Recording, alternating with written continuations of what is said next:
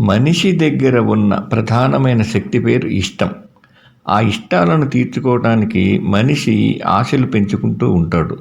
ఆ ఆశలు తీర్చుకోవటానికి తన దగ్గర ఉన్న ఇష్టం అనే శక్తిని ప్రపంచంలో ఖర్చు చేస్తూ ఉంటాడు. ప్రపంచం వస్తురూపేణ మనిషి అవసరాన్ని తీరుస్తూ ఉంటుంది.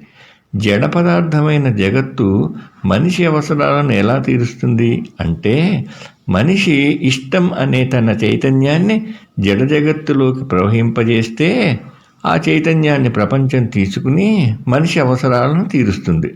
ఈ లావాదేవీలో మనిషి శక్తిహీనుడు అవుతూ ఉంటే ప్రపంచం విస్తరిస్తూ ఉంటుంది. అందుకే మనిషి తన అవసరాల ఆశను అదుపు చేసుకుని ఇష్టం అనే శక్తిని పొదుపు చేసుకోవాలి. ప్రపంచం ఎరచూపే కీర్తి, సంపద, అభిమానులు లాంటి వాటి కోసం ఎగబడకూడదు.